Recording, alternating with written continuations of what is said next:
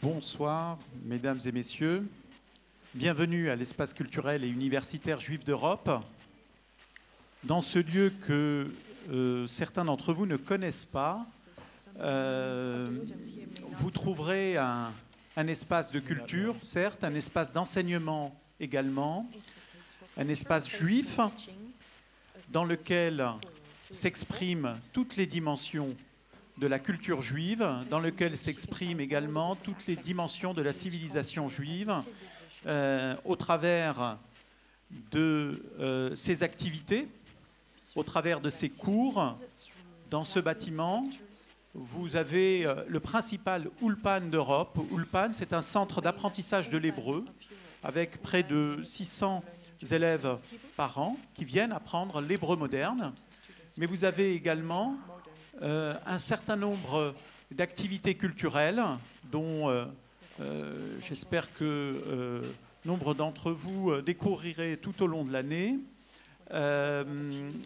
Nous avons également ici même un institut universitaire qui s'appelle l'Institut Elie Wiesel, qui propose des enseignements académiques dans toutes les dimensions de la civilisation juive. Et enfin, ce lieu, c'est également le lieu de création de l'Université européenne des études juives, une université numérique qui propose des enseignements totalement gratuits, en ligne, à tous les publics, partout dans le monde. L'UNEJ, uneej.com, c'est aujourd'hui près de 12 000 étudiants qui suivent des cours, et certains d'entre eux d'ailleurs démarre un cours dès aujourd'hui sur Emmanuel Levinas. Donc, je vous invite à découvrir cette initiative de l'Institut Elie Wiesel et de l'Alliance israélite universelle. Alors, évidemment, je dis quelques mots pour présenter cet espace, mais je laisserai Esther Lenman présenter notre invité. Mais peut-être une précision pour vous dire que dans ce lieu, qui est un lieu institutionnel qui a plus de 50 ans, même si le centre communautaire, comme nous l'appelions il y a encore quelques années, a déménagé depuis 20 ans dans ce lieu, et il était installé au boulevard Poissonnière, pour ceux qui connaissaient ce lieu, cet espace. Dans ce lieu s'exprime toute la pluralité du judaïsme.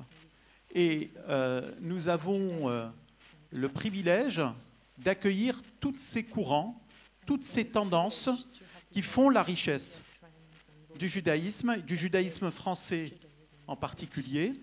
Et nous sommes donc particulièrement heureux, fiers d'accueillir un grand écrivain, parce qu'au-delà de son parcours qui a touché nombre d'entre nous, au-delà de son aventure humaine par certains aspects dramatiques, il y a, avec ce livre, la révélation d'un grand écrivain. C'est aussi cette dimension que nous allons découvrir ce soir. Alors, sans plus attendre, je laisse la parole à Esther qui va vous présenter cette soirée et notre invité Shulem Din, à qui je veux dire un grand bienvenue. Pour l'anecdote, nous avions très envie d'accueillir Shulem Din ici.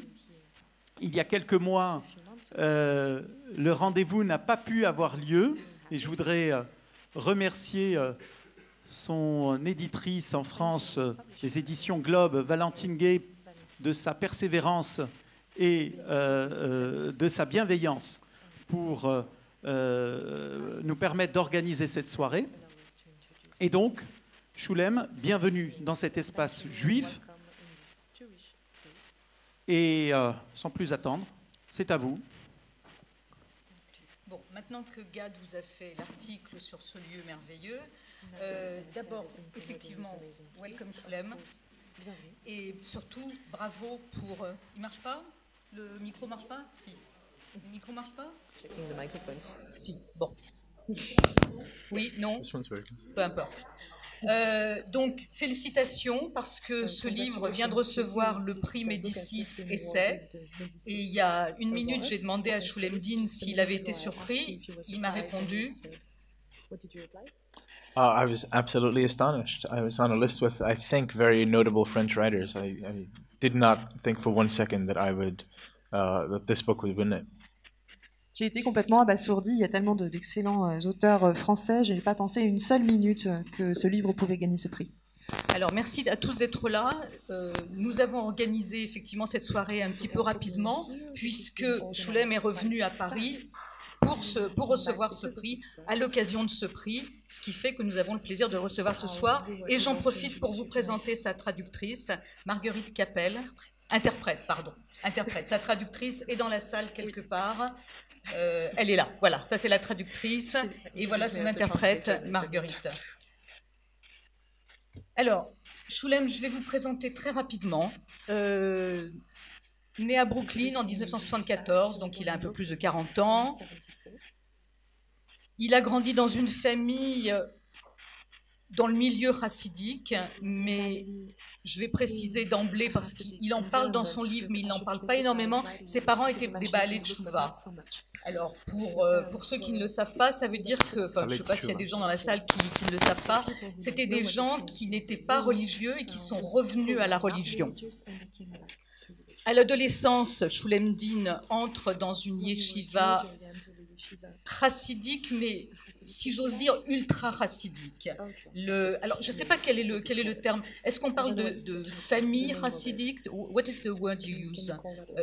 Chassidique clan, family, community? The community I grew up in?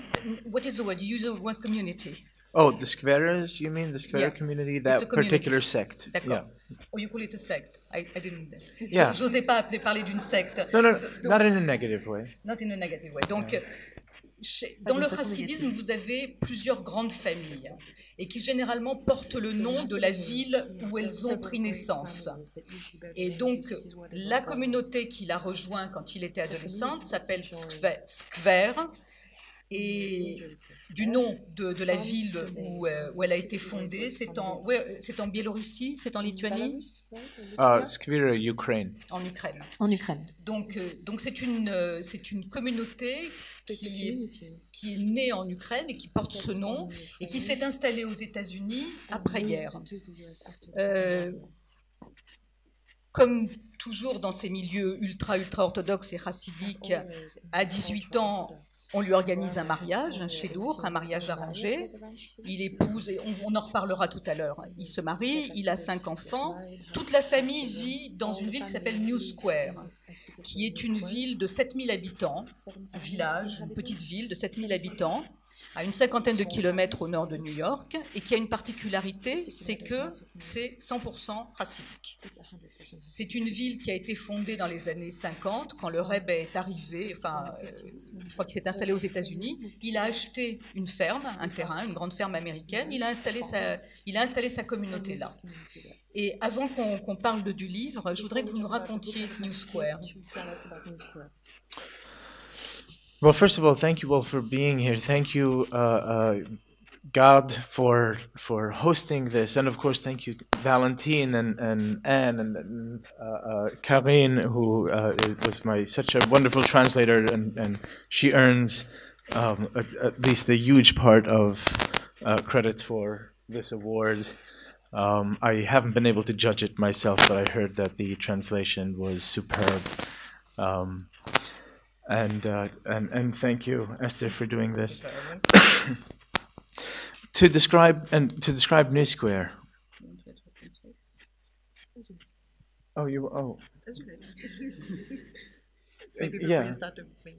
Yeah. Je voudrais juste remercier tout le monde ici, à vous tous d'être là ce soir. Merci à Gad pour son merveilleux accueil et merci à Valentine et à Karine, à Anne, à toutes les personnes qui ont travaillé à la maison d'édition et notamment à Karine pour sa merveilleuse traduction. Je pense qu'elle mérite ce prix sans doute tout autant que moi et je ne suis pas capable moi-même de juger de la qualité de sa traduction, mais tout le monde me dit qu'elle est absolument magnifique. Et merci à Esther. Pour revenir à la question donc de New Square. Niskwer. It's a strange little town.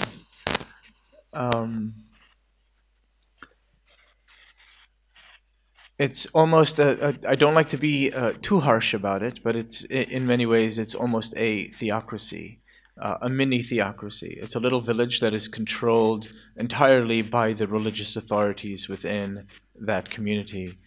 And I think one of the things people find most notable about it is that on the streets, as soon as you come in, you see signs in Yiddish, but if you can read Yiddish, you see signs on one side of the street it says men's side, and on the other side of the street it says women's side.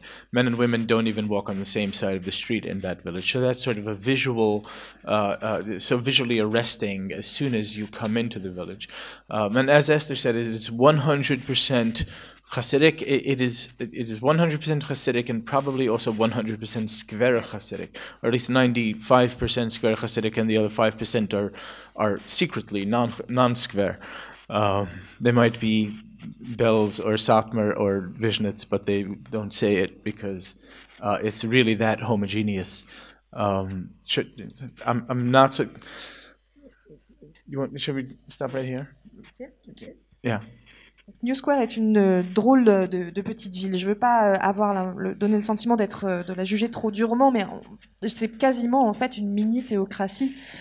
Tout est contrôlé par la figure d'autorité religieuse au sein de cette communauté. Les gens sont toujours frappés quand ils découvrent la ville. Dès le prime abord, en fait, il y a des petits panneaux, des pancartes en yiddish un peu partout qui marquent notamment le côté pour les hommes et le côté pour les femmes dans la rue, parce que dans cette communauté, les hommes et les femmes ne peuvent même pas marcher du même côté de la rue. Donc c'est visuellement très fort dès qu'on pénètre dans le village. C'est une petite ville qui est donc 100% hassidique, effectivement, et qui est même 100% skver, ou en tout cas au moins à 95%. Il doit y avoir 5% probablement de hassides qui ne sont pas skver en secret, qui sont peut-être Bel ou Satmar, mais qui ne le disent pas, parce que c'est vraiment une communauté extrêmement homogène. Alors, au milieu de cette petite ville, vous avez la synagogue, vous avez la maison du Rebbe, et vous avez la yeshiva. La yeshiva où il a fait ses études. Donc, je vais juste vous lire un très court passage où il décrit un incident de ces années à la yeshiva. Dès mon entrée à la yeshiva, je découvris que la piété des skver, aussi intense que l'avait annoncé mon père, était surtout très singulière, marquée par une sorte de provincialisme inhabituel chez les chassidim nord-américains. Un matin, peu après le début de l'année scolaire, je discutais dans le hall avec mon ami Chaim Elia. Quand notre professeur principal passa près de nous, il s'arrêta net et me toisa de la tête aux pieds d'un air réprobateur. « Pourquoi es-tu vêtu comme un shaigetz » me demanda-t-il. Je me figeais stupéfait. Moi, vêtu comme un shaigetz ? Cette expression désignait ceux qui s'habillaient comme les goïms, en jean et en t-shirt, la tête nue. Or, je portais mon chapeau en fourrure et mon cafetan noir, comme tous les autres élèves. Notre professeur secoua la tête, visiblement agacé. « Où est ton gartel » insista-t-il. Je baissai les yeux. J'avais ouvert les boutons de mon cafetan et glissé mon gartel dans ma poche au lieu de le nouer autour de ma taille. Chez les chassidim de Skver, appris-je ce jour-là, on portait son gartel du matin au soir, pas seulement pendant les prières. Être sans gartel, c'était être vulgaire, et être vulgaire, c'était être un shaiget, c'est-à-dire quasiment un goy. Alors, le gartel, c'est l'espèce de petite cordelette que les chassidim portent à la taille. Et un shaiget, c'est pire qu'un goy en réalité. C'est-à-dire qu'un shaiget, c'est vraiment un terme dérogatoire, merci. Dérogatoire pour dire un homme qui n'est pas juif. Le féminin étant une chikseh, qui est peut-être un terme que vous connaissez. Donc, si vous voulez, le prof qui le regarde et qui, en quelque sorte, l'insulte en le traitant non seulement de goy, mais de shaigetz, parce qu'il a son gartel dans la poche, ça vous montre à quel point la vie dans cette communauté est régie par des règles minuscules. J'ai l'impression, et vous aurez l'impression quand vous lirez son livre, qu'il n'y a pas un détail qui échappe au contrôle des autorités religieuses. Je me trompe? No, that is absolutely correct. Non, c'est tout à fait juste. Oui. Can you expand on that? You've said, I mean, you've really summed it up very well.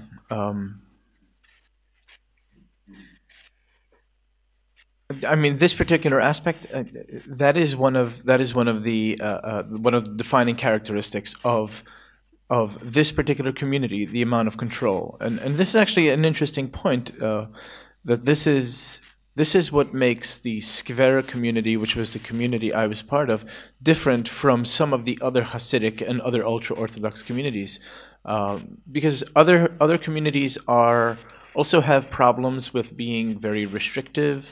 Ultra-Orthodoxy is, in my view, a fundamentalist stream within conservative, and I mean small c conservative Judaism. In other words, I don't see Orthodox Judaism as fundamentalist, but I see ultra-Orthodox Judaism as fundamentalist, in the sense that it is unbending, it is dogmatic, and it suppresses critical thinking. But the severity of the Skvera community is the amount of control that it has over the people. And one of the ways that it exercises that control is through social ostracism against those who defy authority. And so those who do not who don't follow the rules completely will find themselves harassed.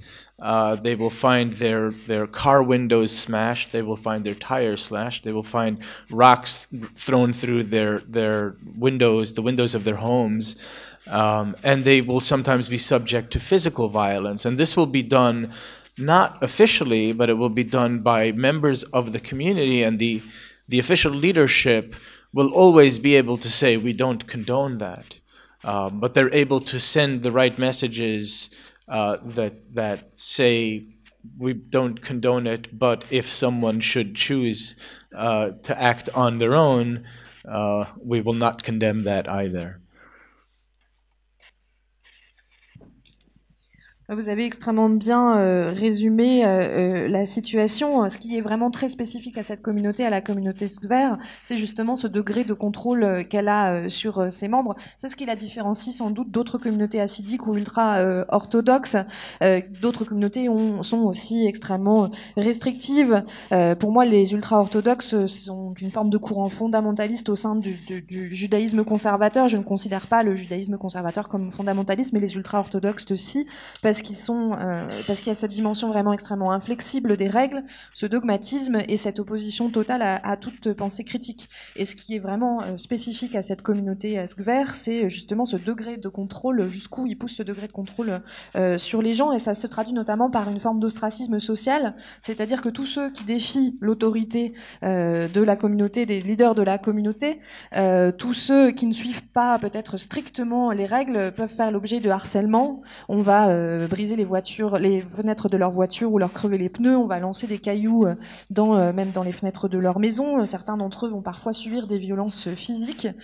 Tout ça n'est pas officiellement soutenu par les leaders de la communauté, mais en réalité c'est tout de même un message qui dit qu'en gros, si on décide d'agir par soi-même et de prendre un chemin différent, en tout cas ce type de sanction ne sera pas condamné par le leader de la communauté. Je voudrais qu'on explique, que vous nous expliquiez ce que c'est que la vie quotidienne dans cette communauté, pour nous qui ne la connaissons pas. Alors, on pourrait effectivement, vous en parler longuement, parler de la façon dont on prépare un mariage dans cette communauté. Il me semble que c'est particulièrement intéressant et symbolique, symptomatique du fonctionnement. Donc, par exemple, Shulem a rencontré sa femme, il a discuté avec elle pendant exactement 7 minutes avant de décider de l'épouser. Donc, ils ont passé 7 minutes ensemble, seuls dans une pièce. Le mariage, la fiancée avait été choisie par les familles, je présume, avec la bénédiction du rabbin. Et c'est comme ça que ça se passe. Et je voudrais que vous nous racontiez un peu ce qu'on peut raconter autour de ça. Yeah, well, I can speak mostly about my own story, and my own story is what I am an authority on mostly. I don't like to claim to be an authority on that much else, but my story was typical. My arrangement with my marriage, my shidduch, which is what we called it, was fairly typical within our community and fairly typical within many of the most insular and restrictive Hasidic communities. As Esther said, and as I write in the book, I had been introduced to my soon-to-be wife. I was simply told that this is a good person for me by people I was close to, and usually it's by your parents. My father had already died, so he obviously wasn't there, but my mother was involved, but she was sort of also relying on other people in the community who were also giving her advice. And so I was basically told, this is the right person for you. I'd never met her. I'd never even, I wanted to, I thought to maybe ask for a photograph, but I was afraid that, what would they think? He needs to see a photograph before he marries her. It felt really, it didn't feel appropriate. And so I went along with it. I went to ask the Rebbe what he thought, and the Rebbe said, oh, it's a wonderful shidduch, and that was it. And it was decided, even before I'd ever seen her, let alone have a conversation with her. I want to say that, this is not, I tried to be very careful in the book to make clear that the person the girl I ended up marrying was a very kind person, a very special person in many ways, and so I don't want to give the impression that I married someone who was a terrible person. She was absolutely not a terrible person. She was a wonderful wife, and certainly a wonderful mother, and dedicated and very kind person. But this was traumatic for me.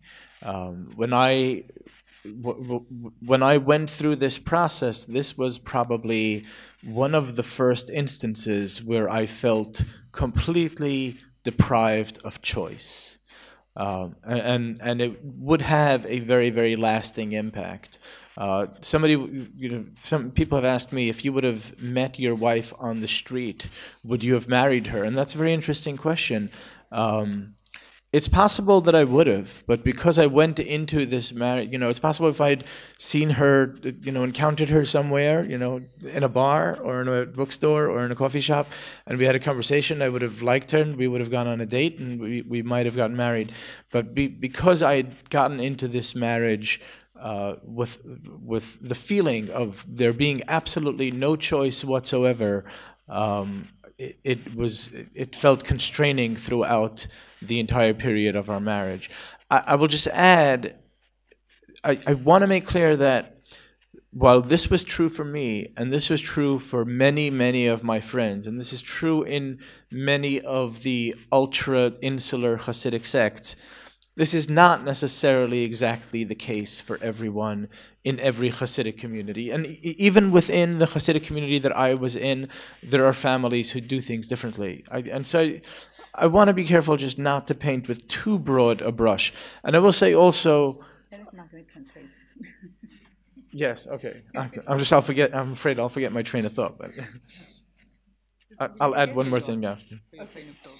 Bon, évidemment, je ne peux parler que de ma propre histoire, hein. Je ne me prétends pas une autorité sur quoi que ce soit d'autre que ce que j'ai vécu moi. Mais c'est vrai que l'histoire de mon mariage, on dit Shidour, c'est ça ? Et tout à fait symbolique de ce qui se passe dans notre communauté et de ce qui se passe aussi dans d'autres communautés hassidiques qui peuvent être très isolées. Dans le livre, je raconte effectivement la façon dont j'ai été présentée à ma future femme. En fait, on m'a juste dit cette femme-là est la bonne pour toi. Ce sont mes proches qui me l'ont dit. En général, ce sont les parents. Là, mon père était déjà mort, donc évidemment, il n'était pas là. Ma mère était impliquée dans ce choix, mais elle s'est aussi appuyée sur les conseils d'autres membres de la communauté et de la famille. Donc, on m'a simplement dit dit c'est la bonne pour toi, et en fait c'est quelque chose que j'ai jamais pu remettre en question. J'ai songé à demander une photo d'elle, et puis je me suis dit mais qu'est-ce qu'ils vont penser de moi, ils demandent une photo avant de l'épouser. Ça me semblait tout à fait inapproprié en fait, donc je suis simplement allée voir le Rébé, je lui ai posé la question de savoir s'il approuvait, il a dit que c'était une très bonne union pour moi, et c'est tout en fait, donc c'était bien décidé bien avant que je la voie, et encore moins que je discute avec elle. Je fais par contre très attention dans le livre à bien préciser que la jeune fille que j'ai épousée était une personne tout à fait bien, une personne tout à fait spéciale. C'est évidemment pas quelqu'un de fondamentalement mauvais, je veux pas du tout donner cette impression-là. Ça a été une excellente épouse, c'est une excellente mère, c'est quelqu'un d'extrêmement bienveillant, mais pour moi ça a été très traumatique de vivre ça. Et en fait, traverser ce moment-là de mon mariage arrangé a été vraiment une des premières fois où je me suis sentie complètement privée de choix, et ça a eu un effet extrêmement durable sur moi.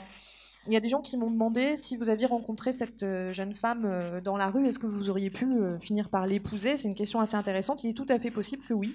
Peut-être que si on s'était rencontrés dans un bar, dans un café, qu'on avait discuté, qu'on s'était plu et qu'on avait eu un premier rendez-vous, on aurait fini aussi par se marier, mais la sensation vraiment qu'il n'y avait aucun choix possible, aucune dimension possible de choix là-dedans, ça a été quelque chose qui a été extrêmement enfermant pendant toute la durée de notre mariage.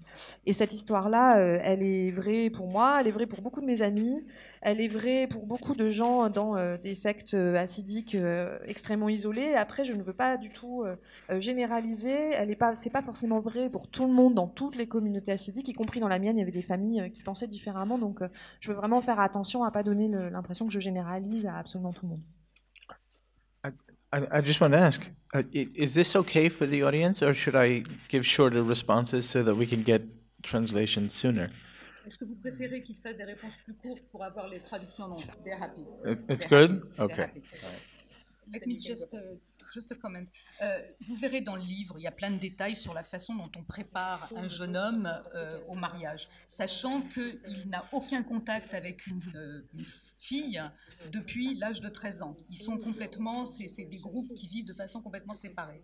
Donc on leur donne toutes sortes de conseils pratiques, et il écrit dans le livre, je ne veux pas le gêner, mais il écrit dans le livre que la nuit de noces, c'est un peu comme quand vous achetez un meuble chez Ikea. On vous a donné, vous avez un bout de papier avec des schémas, mais vous ne savez pas par quel bout il faut le prendre. Mais il vous parle de la question de la photo. Je trouve ça très intéressant parce que lui, il écrit que quand on lui annonce qu'il va être sa future femme, il se demande en lui-même, est-ce qu'elle est jolie, est-ce qu'elle est intelligente, est-ce qu'elle est sympa? Et la réponse qu'on lui donne, qui est la réponse que vous donneront tous les ultra-orthodoxes, c'est que chez une femme, le charme est trompeur, la beauté est vaine, seules les femmes pieuses sont dignes de louange. Donc ce que vous cherchez chez une femme, c'est sa religiosité, sa peur de Dieu et son désir d'appliquer les commandements, les mitzvot. Alors, ce dont j'aurais voulu que vous me parliez, c'est de la notion de mariage dans une communauté chassidique, qui n'a rien à voir avec la nôtre. Ce n'est pas une rencontre entre deux individus.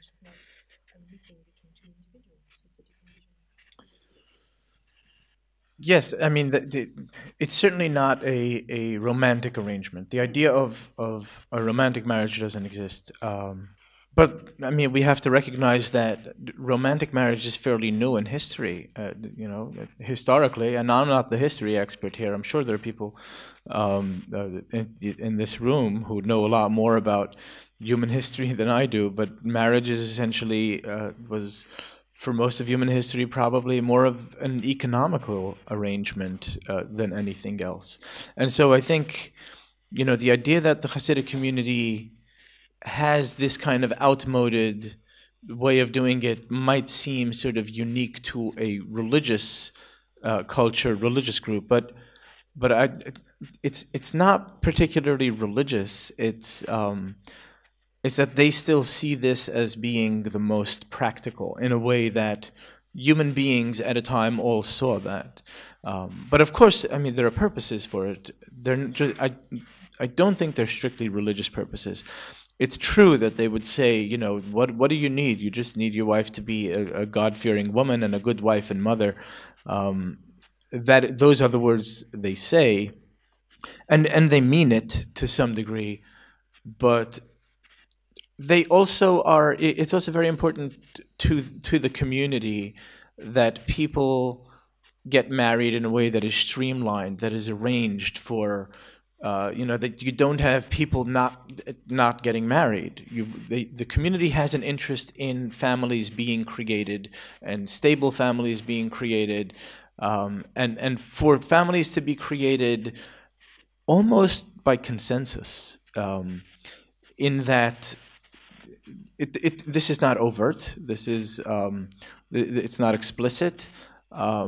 And maybe even not entirely conscious. It's a little bit unconscious, but in a way, the entire community has a say in who people should marry. People will judge a partnership on whether it seems to be a good match, whether the families match. People will say, I don't know how many people here are familiar, understand Yiddish, but people will say, this is a shayna shidduch. A shayna shidduch means it's a nice shidduch. And what's nice about it is generally that the families match. The families are seen to have similar social status, or they are both families of where they're very pious families, or it might be that they are both families that are somewhat more relaxed. What we would say in Yiddish, we would call them balbatish. Sort of more, I guess, this is one of the very few French words that I know. They're more bourgeois. And so, even within the Hasidic community, there are different levels in different families. And so the community, to a large degree, kind of regulates who marries whom. And this works for them because, in many ways, it's practical. And I would not be one to say that that kind of system is necessarily produces worse marriages than marriages that are created outside of that system. I don't necessarily say it's better, but I wouldn't necessarily say it's worse. And obviously, it depends on how you're measuring it, or what the measure is. If your measure is how much romantic love is there, then no, those marriages are not good, because there is very little romantic love, even though there might be affection developed later on and strong familial bonds. But I think that marriages have a lot more than romantic love. I think marriages are complex. Marriage is an institution that exists for many, many reasons, not just because people are infatuated with each other. And we all know that infatuation is not, that's the worst time to make a decision about who to marry, when you're infatuated with someone.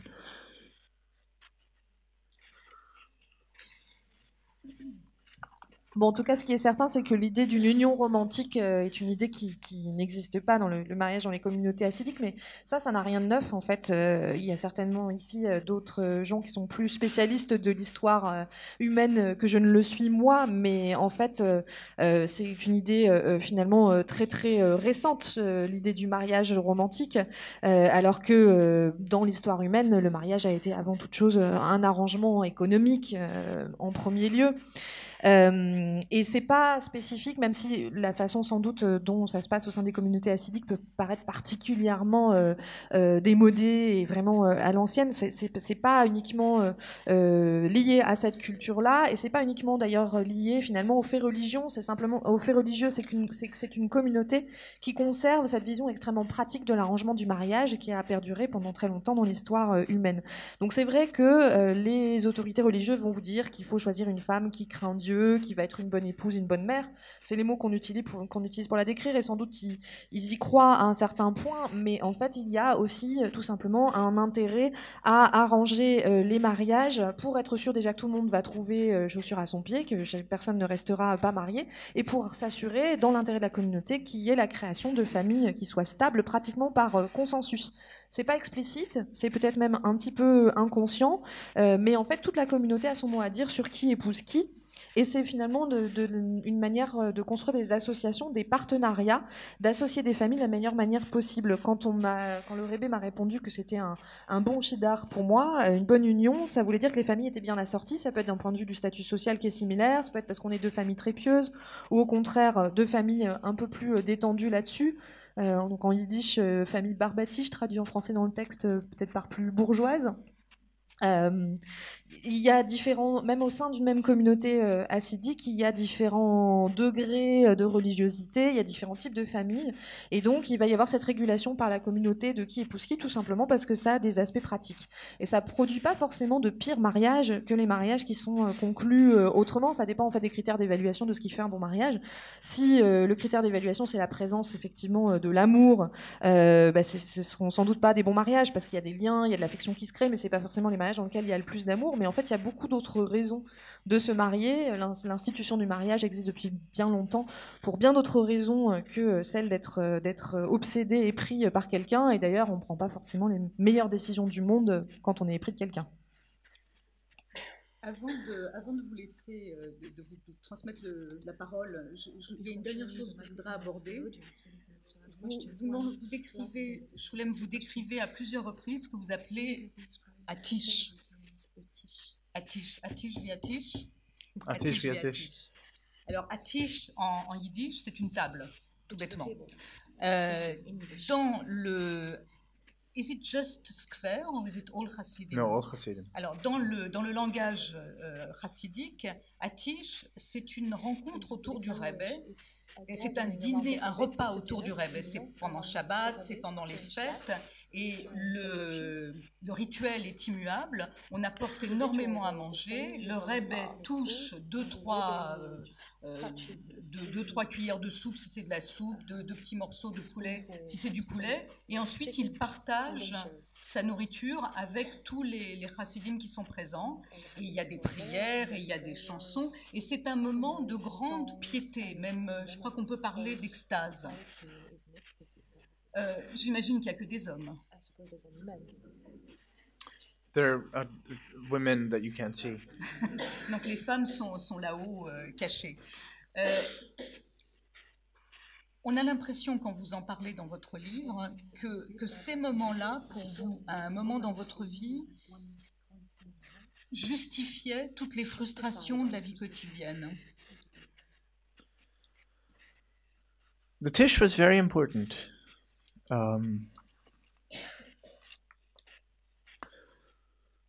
The Tish is a powerful experience, especially in the Skvera community. In many communities it is. Some groups do it better than others.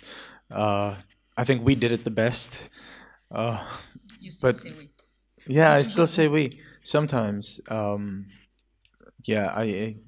Just as a complete tangent, I actually had an essay recently where I argue that one can be a cultural chassid and not a religious chassid in the same way that one can be a cultural Jew even if one is not a religious Jew. And so in some ways I'm still a cultural chassid and even a cultural skvera chassid. And so that's why I might say we. I still identify in a very powerful way with the group that I came from. But back to the Tish.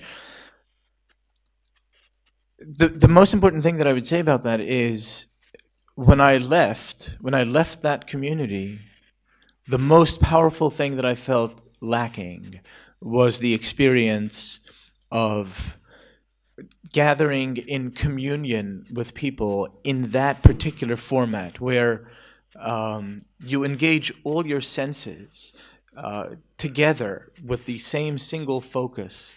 So a tish, for those who have never experienced one, is the Rebbe sits at the head of the table, and the elderly, sort of the elders of the group sit alongside the table, but most of the people in attendance stand on bleachers all around, and sometimes it's thousands of people. And yes, and at times the Rebbe eats his meals and all eyes are focused on the Rebbe.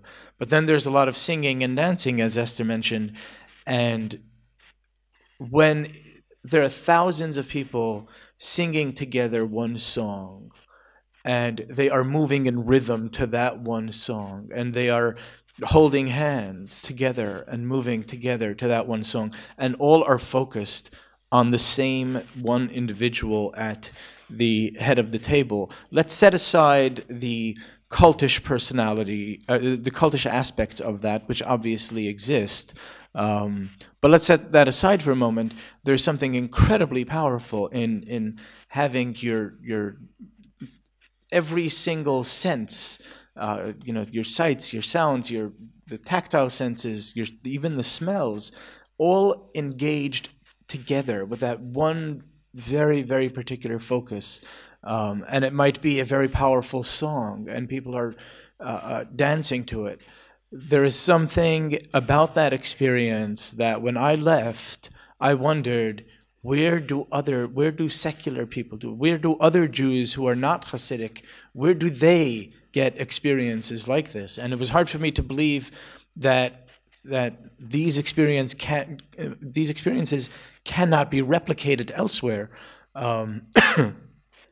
I simply could not believe that, because it seemed so essential certainly to my humanity, and my intuition said that means that it has to exist outside of this particular group and outside of our groups. I haven't actually come to a place where I personally found something that would move me with the same power, but I have witnessed other people in certain situations. Football and sporting events is a place where people do come together with that kind of singular focus.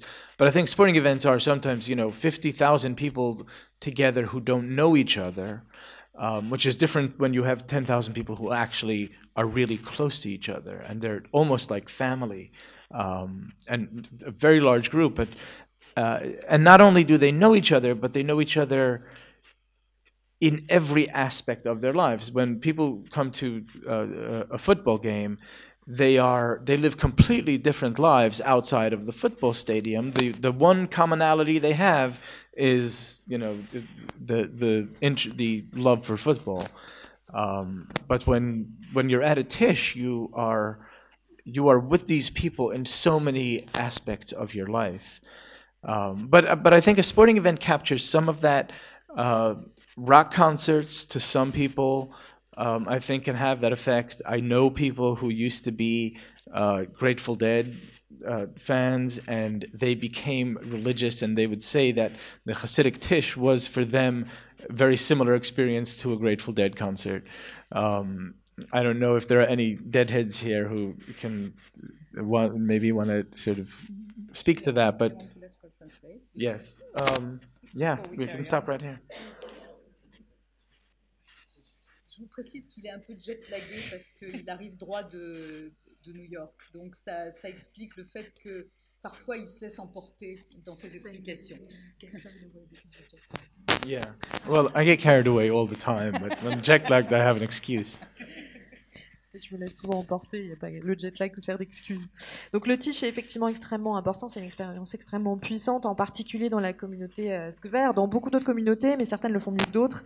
Et je pense que nous, on pratique cette expérience mieux que tous les autres. Et je dis encore nous, c'est un aparté, mais j'ai écrit justement un article récemment pour expliquer que je suis persuadée qu'on peut être une sorte de hassidique de culture sans être forcément un hasside de religion.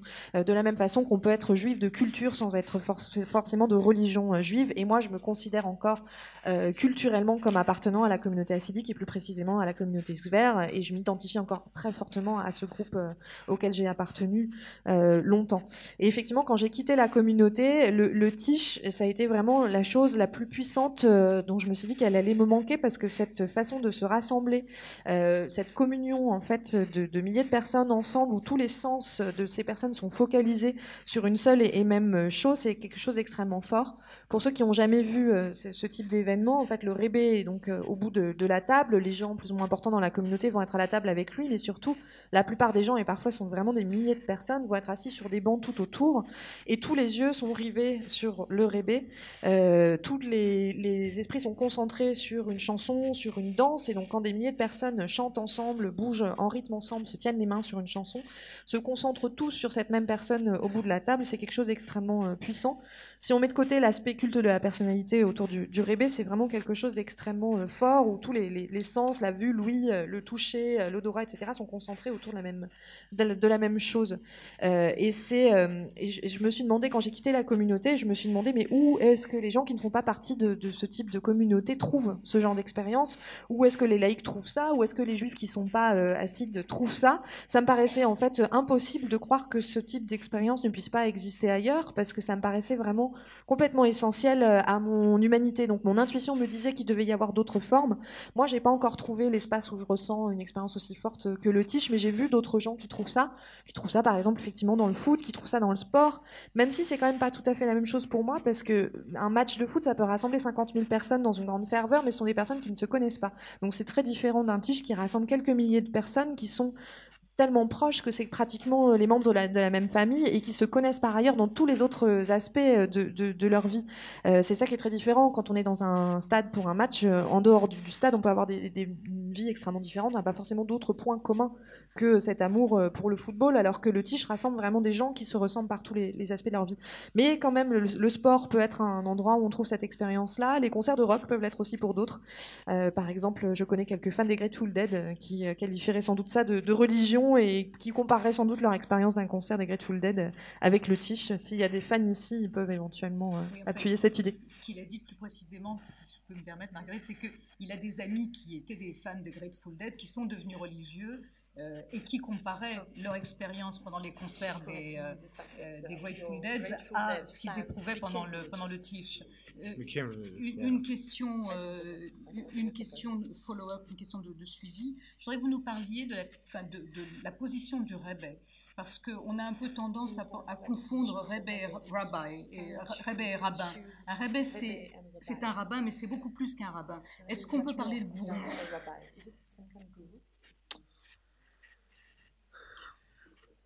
The Rebbe is not a guru in any sense that. No, the Rebbe is more like the Dalai Lama, in the sense that he is imbued with this meaningful post that he did not choose. That it was known from when he was born that this was what he was going to be, and this is true of the Rebbes of all the larger, or at least many of the larger Hasidic groups. They are sometimes they're crowned in infancy. There have been instances where Rebbes, a Rebbe died and didn't have children, and so his Hasidim would have to find some relative, and they would land on some 9-year-old boy who was his great nephew or something, and they would say, he is going to be our Rebbe. And, a 9-year-old boy does not generally show any particular qualities that would make people choose him to be Rebbe. So it's almost a... I guess maybe one could say a royal figurehead is a better example than the Dalai Lama. I think the Rebbe does not impart, or at least most Rebbes, and certainly not the Skar Rebbe, does not impart spiritual wisdom in any meaningful way that comes from inside himself, rather than from the spiritual tradition that the community already has. This is not meant as a derogatory comment about Rebbes. It's simply to say most of them don't innovate, and most of them are not creative. What they do is sometimes they express what the community's spiritual focus already is and already was before they became Rebbes. One of the other things that I would note about Rebbes is that their leadership is sometimes misunderstood. I think the true leadership in Hasidic communities rests with second-tier leadership, people who put the Rebbes in place. I think this is something that people don't always recognize. There are lots of people who like to criticize Hasidic Rebbes, especially in the U.S. I think in Israel this is true, certainly to some degree. And this criticism generally comes from people who don't understand how a Rebbe comes to be a Rebbe. A Rebbe cannot put himself into that position, and he largely is not in control of maintaining that position.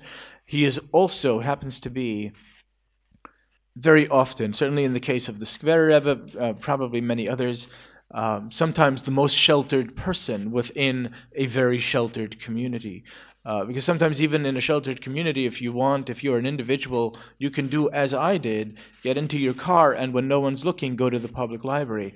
The Rebbe can never do anything like that. The Rebbe can never tell his attendant and say, can we get a smartphone and check, get a Facebook account? The Rebbe can't do that. An individual can do that if he wants to defy the rules. The Rebbe has no access to information that is independent of what his handlers give him. And I think this really limits both his understanding of the world, his understanding of his community's place in the world, and it limits his ability to actually be a true leader, because he simply lacks the information and sometimes even the tools, the personal development is not there. And so to see Rebbes as true leaders, I think, is to misunderstand how they come to be. Although I think the office of the Rebbe, the institution, is a fascinating position from an anthropological or sociological perspective.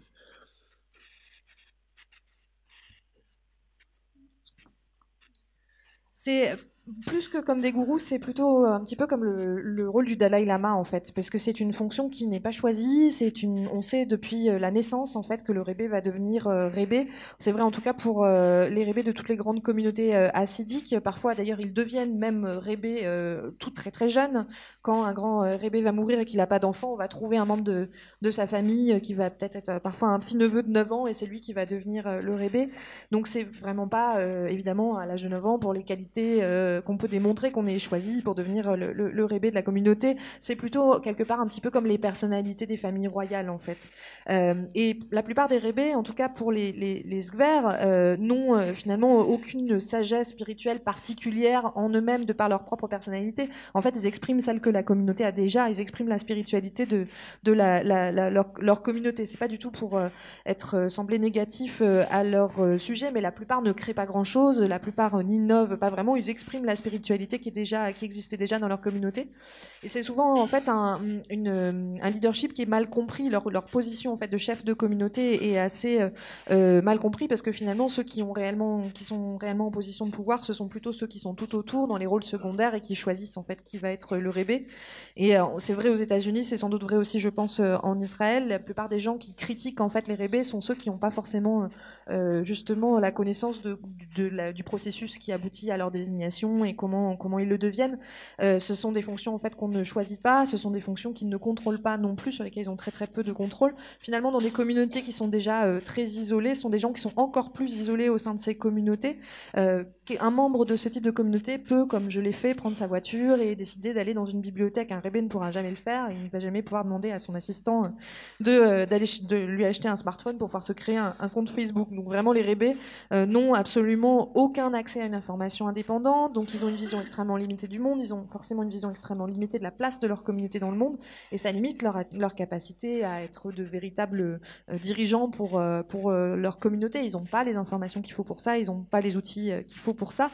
Quelque part, on les prend finalement pour des chefs qui ne sont pas forcément, même si l'institution du Rebbe, du bureau du Rebbe, est quand même effectivement très intéressante d'un point de vue en tout cas anthropologique et sociologique.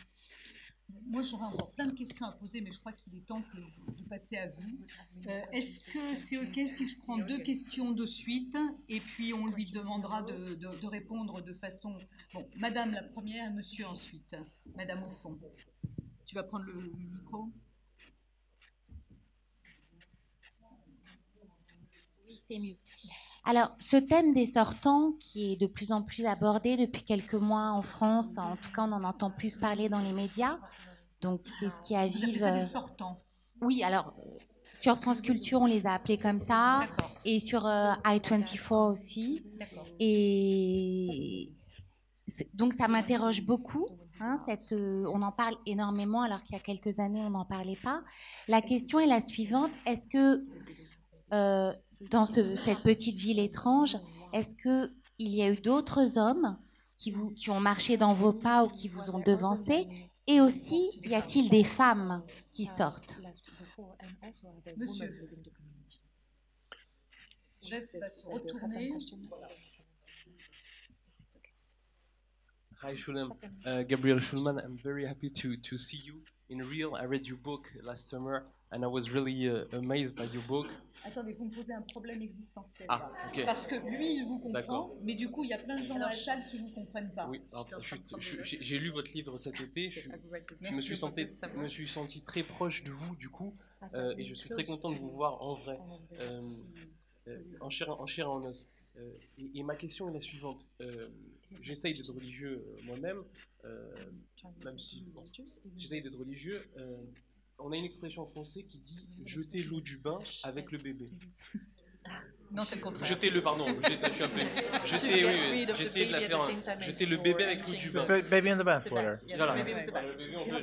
We have it in every language. Or we certainly in English. Et quand j'ai lu votre livre, j'avais envie de vous poser cette question et j'ai la chance de pouvoir le faire ce soir. Vous avez quitté l'ex-vert, mais maintenant que vous avez été de par le monde, que vous avez rencontré énormément de juifs qui vivent leur religion différemment que cette communauté de quelques milliers de personnes que vous décrivez, même dans d'autres hassidim, notamment les Lubavitch, mais peu importe, vous avez rencontré plein de gens qui vivent leur judaïsme différemment. Qu'est-ce qui a fait qu'aujourd'hui, alors qu'avec toute la connaissance que vous avez des Sainte-Marthe, des ex-verts, vous avez laissé tomber en fait? On peut laisser tomber l'ex-vert, c'est pas un problème, mais pourquoi ne plus être faux? Alors, first question about others. So, do we take a third question or two at a time? Okay. Just to clarify, so why others are leaving now, and I'm assuming you mean others leaving the ultra-Orthodox community, correct? That's the Skver community specifically, but okay. Vous voulez dire précisément le groupe Skver ou en général, est-ce qu'il y a en général, yes, other. In the ultra-Orthodox world, yeah. Okay. I wasn't sure if you meant maybe other fundamentalist religions as well, because I happen to know there are Muslims who leave their, Islam. So that's so why this is happening now, and did I know people who left before I did, and whether there are women who leave? Yeah. Why this is happening now, I think it's the power of the internet for sure. There's no question that brought people together. Without the internet, I probably would not have left. My first explorations were through, yes, I went out to the public library and I started, reading books and things like that. But my first, I should say, my first explorations of other people, or my first connections to other people, my first realization that there were others in the world who thought like me. There were others who lived in these communities that also were feeling, were either didn't agree with the principles or were feeling unhappy within these communities because they were too restrictive or for other reasons. And so the internet certainly is an extremely powerful force, and I think that has to be the number one cause. I also think that there's a little bit of I don't want to quite say a snowball effect, because I don't think it's snowballing, but when people see that it's possible to do, then other people will follow in their footsteps. When you've never seen anyone do it, it looks very, very scary. It looks very frightening. The fact that there is a very strong and robust community of people who've left in a place like New York. Outside of New York, it's a lot more difficult. But in a place like New York, there is.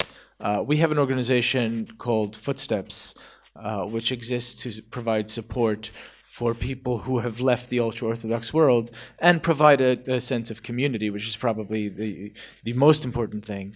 And we have 1,400 members within the community. And then there are, I would say several thousand more connected that are not members but attend events and are sort of connected, are second-degree connections. I think that has a powerful influence.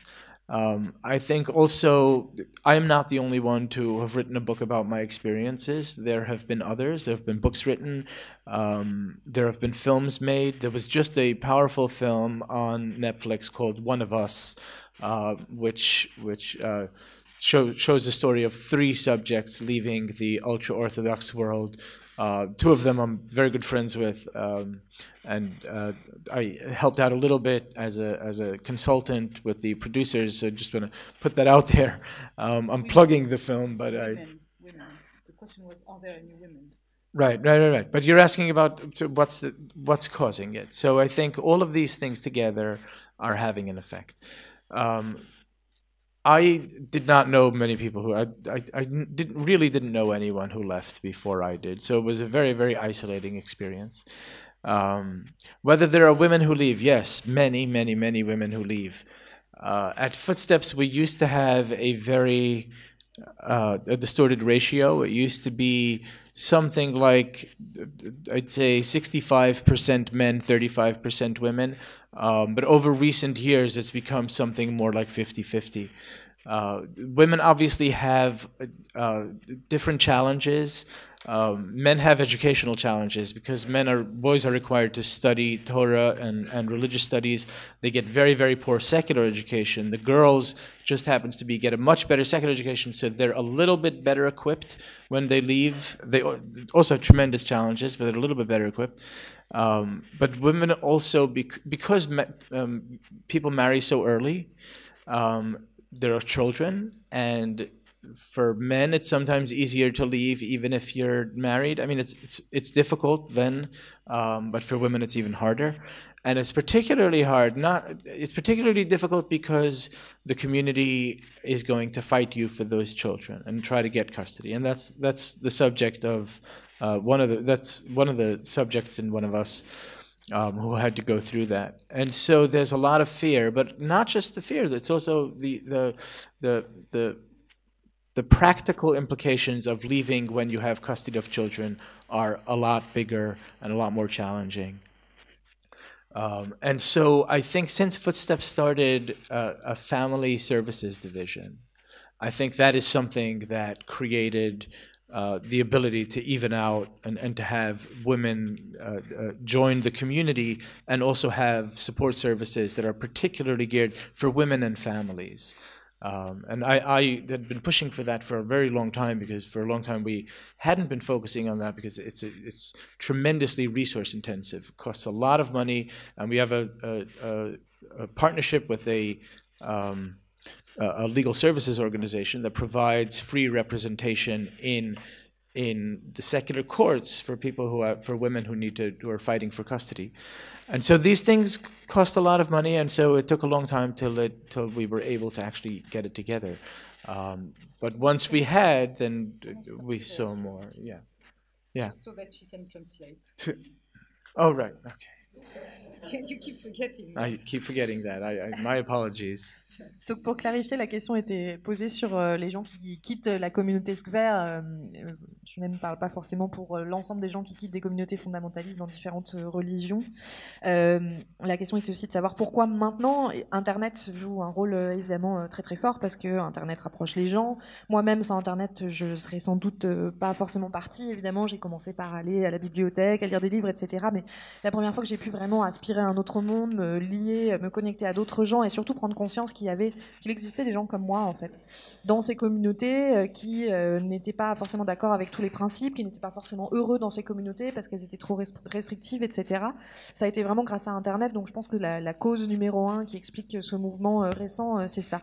Après, je ne veux pas forcément parler d'effet boule de neige, parce que c'est pas vraiment ce qui se passe, mais il y a aussi le fait de voir quelqu'un d'autre qui a pu partir, qui rend les choses parfois effectivement plus possibles, parce que sinon ça fait peur. Et à New York en particulier, c'est sans doute moins vrai ailleurs, il y a une communauté assez forte de partants, justement.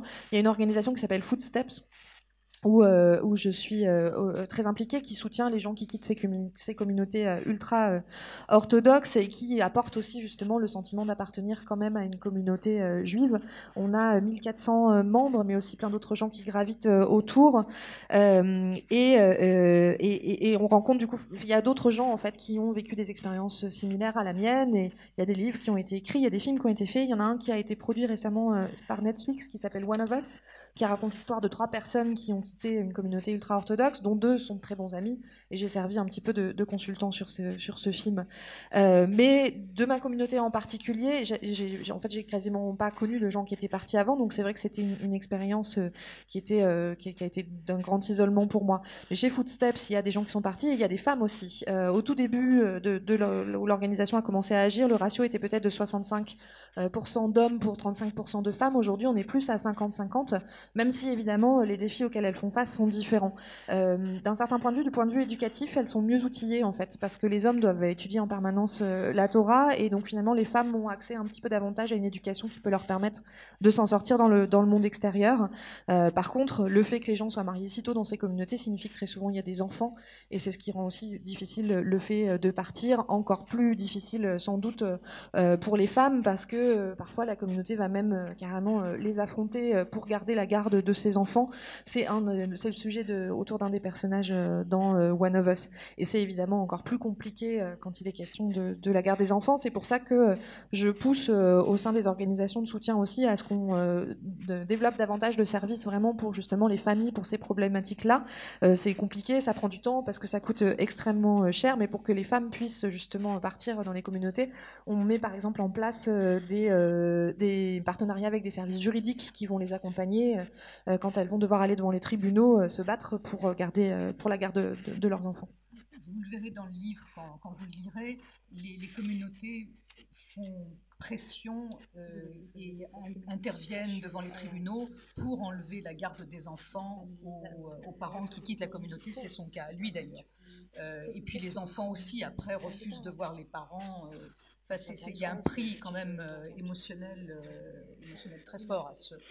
Alors, jeter le bébé avec l'eau du bain. Yeah.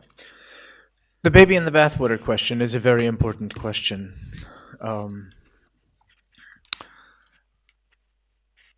You know, I like to tell this story. I once encountered a fellow. His name was Avremel. He told me, and he was a Satmar Chassid. So for those who don't know, the Hasidic world is different sects, and I was a Skvera, and so he was a Satmar. Satmars, most people know, are one of the most extreme, insular, some would say fanatical groups. They are certainly fiercely anti-Zionist. That is one of their characteristics. Yeah. In any case, I once ran into this fellow Avremel. He was a Satmar Chassid, and I had already left. And he heard me speaking Yiddish to a friend. We were on the New York City subway, and he was puzzled. He hadn't heard anyone speak, especially Hasidic dialect Yiddish. And he came over to me and he said, "How do you speak Yiddish?" And I told him I was Hasidic once. And he said, "Oh, what kind?" And I said, "I was a Skvera." And he said to me, "Oh, you were one of those fanatics." And after... And then he walked away. He was very angry. He didn't want to really get into conversation. But then he came back 5 minutes later, and he said to me, "I don't understand something. If you were in the Skvera community and felt it was so restrictive, and you had to leave that, I get that. That's so extreme. But why couldn't you just become normal? Why couldn't you just become Satmar?" And to me, that illustrates a number of things. You want to translate here, and then I'll follow up. La question du bébé jeté avec l'eau du bain est extrêmement importante. Effectivement, il y a une histoire que j'aime bien raconter. J'ai rencontré un jour un homme nommé Avramo qui lui était un Hassid Satmar. Donc il y a différentes sectes dans le hassidisme, et les Satmars sont parmi les plus extrêmes, les plus fanatiques, les plus isolés. Ils sont aussi d'ailleurs anti-sionistes. Et donc on était dans le métro à New York, on s'était rencontrés dans ces rencontres de gens qui étaient partis des communautés, et il s'étonnait de ne pas avoir entendu parler certains dialectes yiddish auxquels il s'attendait. Il m'a demandé... Il a entendu parler yiddish avec quelqu'un d'autre, okay. Et donc il a reconnu que c'était il savait parler le yiddish des Hasidim. Mais il s'étonnait de ne pas entendre telle langue, il me semble. J'ai pas compris. Okay, très bien. Il lui a demandé en tout cas... laïque, parler dans le yiddish des Hasidim. Okay. Il lui a demandé en tout cas de quel type de communauté il venait et pourquoi il parlait dans ce dialecte-là. Et quand je lui ai répondu que je venais de la communauté Skver, il m'a dit « Ah, mais t'es un de ces fanatiques ». Et puis, il avait plus du tout envie de me parler. Et un peu plus tard, il est quand même revenu vers moi et il m'a dit, mais si toi, tu appartenais à la communauté Skver, je comprends, il y a énormément de restrictions dans cette communauté, tu as voulu partir, d'accord, mais pourquoi est-ce que tu pouvais pas juste devenir normal? Pourquoi est-ce que dans ce cas-là, tu pouvais pas partir pour devenir simplement un Satmar? Et ça illustre beaucoup de choses, cette histoire. Mais c'est pas suffisant. C'est pas suffisant. Yeah. No. I wanted you to translate that because that's just a story, but I want to address the actual substance of the issue. Yes, there's no doubt that this is a very the community that I was in was very insular and very extreme.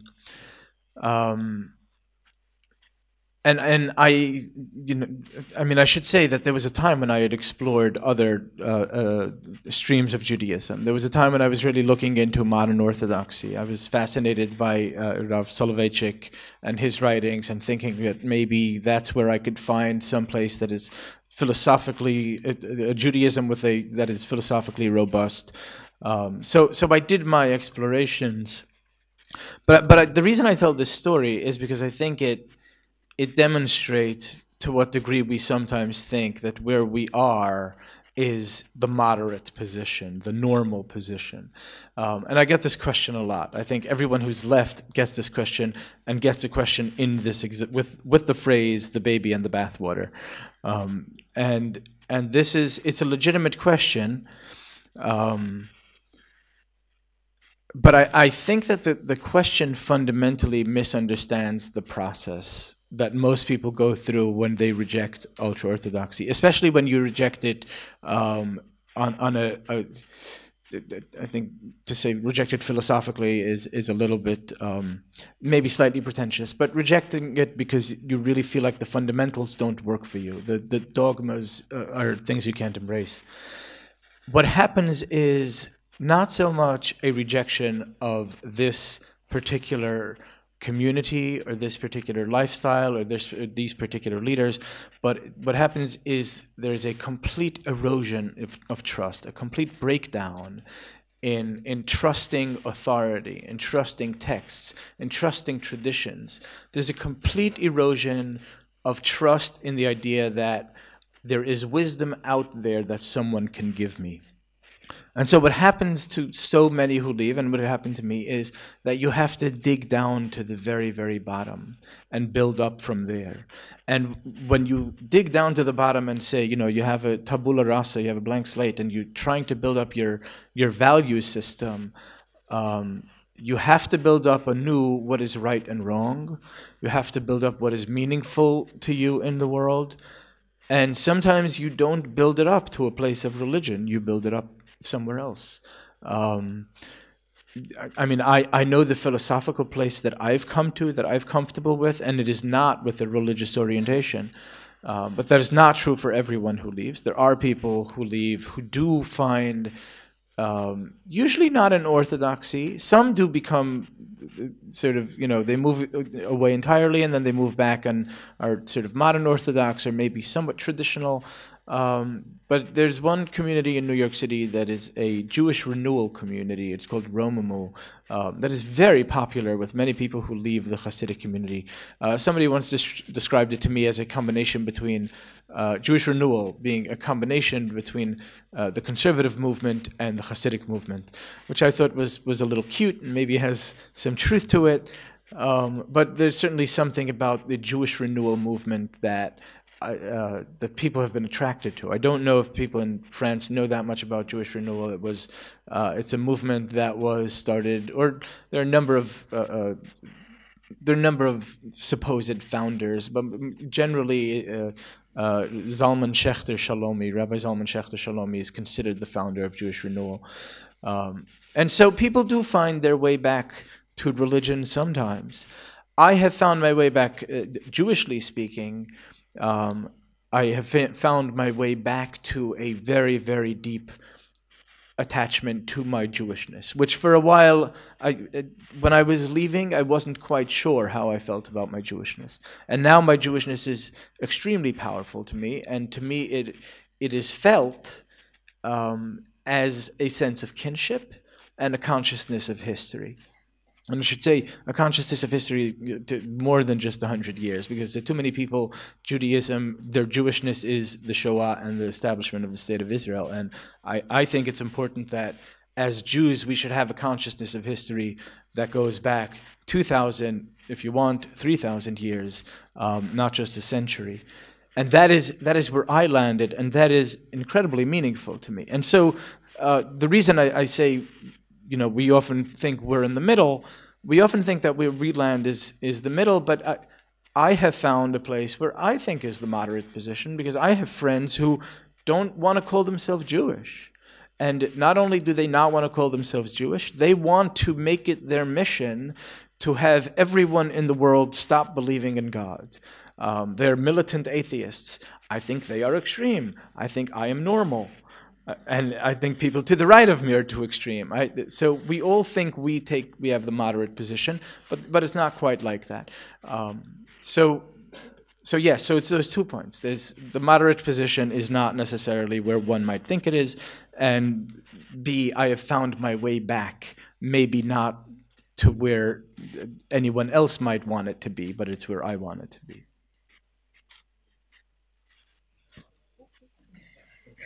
Allez, bon courage. Donc pour revenir au fond de la question, oui, à une époque, j'ai exploré d'autres courants en voulant sortir effectivement d'une communauté extrêmement insulaire, une communauté extrême, d'autres courants du judaïsme. J'ai trouvé des éléments d'inspiration dans d'autres philosophies, etc., qui pouvaient me correspondre. Mais je crois que ça montre, en fait, votre question montre aussi à quel point on a tendance à penser que la position normale est celle dans laquelle on se situe, finalement, la position moyenne. Et c'est une question qui a été posée à quasiment toutes les personnes qui ont quitté des communautés ultra-orthodoxes, et ils l'entendent souvent exprimer justement de cette façon-là, avec l'expression « jeter le bébé avec l'eau du bain ». Mais en fait, c'est pas forcément présenté comme ça, c'est pas forcément une compréhension totale de ce que c'est que le processus qui conduit à rejeter l'ultra-orthodoxie, à le rejeter vraiment d'un point de vue philosophique. Ça peut sembler un peu prétentieux, mais je parle vraiment de remettre en cause les fondamentaux en fait de l'ultra-orthodoxie, donc remettre en cause le dogme. Il ne s'agit pas uniquement de rejeter une communauté, il ne s'agit pas uniquement de rejeter tel ou tel leader spirituel ou de rejeter un mode de vie. Il s'agit vraiment d'un processus d'érosion à un moment donné de la confiance, et de la confiance qu'on peut placer dans une autorité, dans tel ou tel texte sacré, dans telle ou telle tradition, etc. C'est vraiment une érosion de la confiance dans le fait qu'il existe quelque part une forme de sagesse qui peut vous être enseignée, qui peut vous être transmise. Et quelque part, je crois qu'il est nécessaire de creuser vraiment jusqu'au fond, de faire vraiment table rase pour reconstruire à partir d'une page blanche un système de valeurs, un système dans lequel il y a des choses qui sont bien ou qui sont mal, où on va retrouver des choses qui ont du sens dans le monde. Et parfois, ce processus de reconstruction, il ne vous mène pas forcément vers la religion. En fait, la reconstruction, elle peut aussi se faire ailleurs. Moi, je sais où j'en suis d'un point de vue peut-être plus philosophique, et ça ne m'a pas conduit forcément à un endroit où je suis religieux, mais ce n'est pas le cas pour tout le monde. Il y a en général... Parmi ceux qui quittent les mouvements ultra-orthodoxes, il y en a qui vont s'orienter vers différents autres mouvements, peut-être vers une version plus moderne de l'orthodoxie. Il y a une communauté à New York qui a extrêmement de succès auprès des gens qui quittent les communautés ultra-orthodoxes, qui est la communauté du renouveau juif, que quelqu'un m'a décrit comme une sorte de combinaison entre le conservatisme juif et le mouvement hassidique, ce que je trouve assez mignon exprimé comme ça, mais en tout cas ça attire énormément de gens. Il y a beaucoup de gens qui vont trouver le chemin qui va les ramener vers la religion. Ça n'a pas été mon cas. Par contre, j'ai trouvé le chemin qui m'a ramené vers ma judaïté, en fait. Pendant très longtemps, je n'étais pas sûre de savoir ce que ça représentait pour moi, le fait d'être juif, ni d'être très à l'aise avec ça. Aujourd'hui, c'est extrêmement important pour moi. C'est vraiment un sentiment d'appartenance. Et c'est aussi une conscience historique qui va au-delà des 2 derniers siècles, en fait. Il y a beaucoup de gens qui accordent de l'importance au fait d'être juif à cause des 200 dernières années, à cause de la Shoah et à cause de la création d'Israël. En gros, pour moi, c'est très important que cette conscience historique, elle remonte bien au-delà, sur 2000 ans, voire sur 3000 ans. Aujourd'hui, c'est quelque chose d'extrêmement important pour moi. Et on se voit encore une fois souvent comme étant dans la position finalement la plus rationnelle, celle du milieu. Moi, j'ai trouvé ma position modérée, ma position médiane. J'ai des amis autour de moi qui ne veulent absolument plus se définir comme juifs, voire même qui ont envie de convaincre la terre entière que ça n'a aucun sens d'être juif et évidemment de croire en Dieu. Ce sont des athées militants que je trouve extrêmement radicaux, et moi, à côté d'eux, j'ai le sentiment d'être quelqu'un d'extrêmement normal et modéré. Donc encore une fois, la réponse est en 2 points. La position de modération ne se situe pas forcément là où on pense, et d'autre part, le chemin que j'ai trouvé un chemin de retour vers moi-même, mais qui est celui dont je décide, et pas forcément celui qu'on voudrait m'imposer vers la religion. Voilà, alors une remarque pratique, il nous reste 5 minutes. Étant donné que chacune des réponses de Choulem en fait 15, et que vous voulez avoir le temps de prendre son livre et de faire des signatures, donc on va prendre 15 minutes plus la traduction. Donc on va prendre une question, je ferme les yeux, c'est Jeff qui va prendre la question.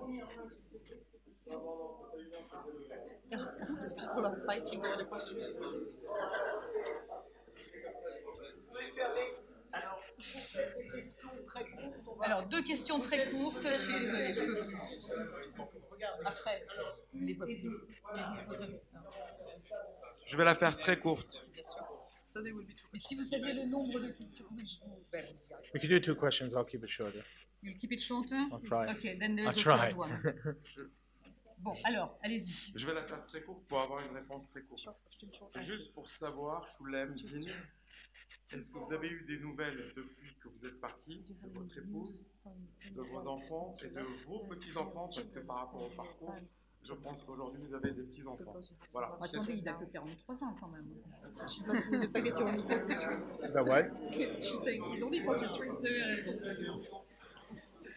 Très court, très court, très court, très court. Oui, bonjour. Yeah, okay. Le micro Bonsoir. a été kidnappé.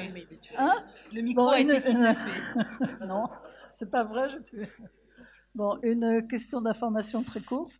On a vu récemment un film Brooklyn Yiddish où un homme veuf se voit retirer son enfant jusqu'au moment où il va se remarier. Et je me posais la question, est-ce qu'une femme veuve ou divorcée subit le même sort?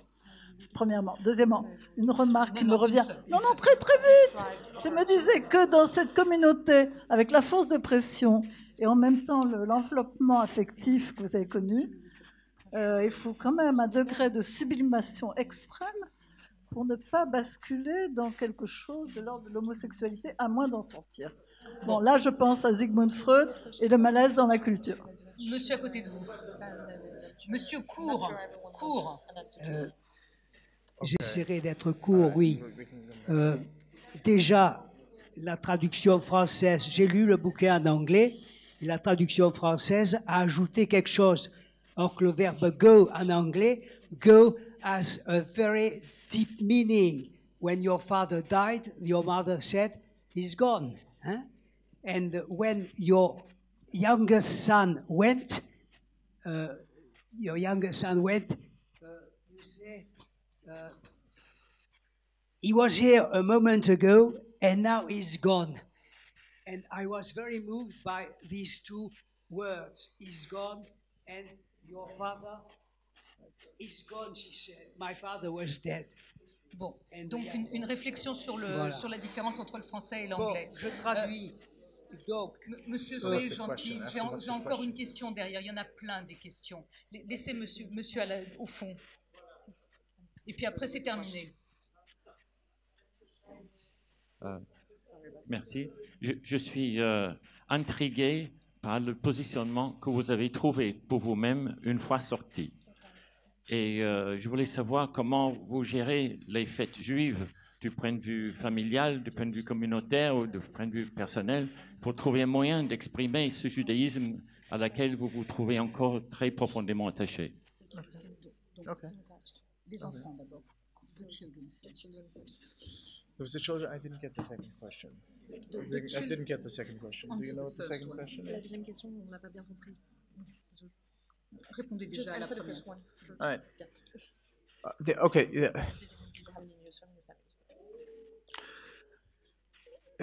Thank you for that question. I appreciate the interest. you're not the first one to ask. I ended my book, and I say this respectfully and with appreciation for your interest. I ended my book where I ended it, not because that's where the story ended. Yes, but that's a good point. But I end the book. I guess if you haven't read it, then I'm not quite sure. So it's a spoiler alert. I end the book on a very sad note where I lose my relationship with my children. And I chose to end that there because this was this narrative. I don't generally speak about what came after. This story more or less ended about 10 years ago. The process that has come after has been very painful for the most part, but there have been little rays of sunshine and hope occasionally, but I don't like to elaborate on it and go too deeply into it. But I thank you for it nonetheless, for asking it nonetheless. Bon, alors, simplement, avant qu'il réponde, il mentionne le fait que là où son livre s'arrête, ses enfants refusent quasiment de le voir, sauf le petit qu'il fait avec beaucoup de réticence. Donc après, je vous laisse sa réponse.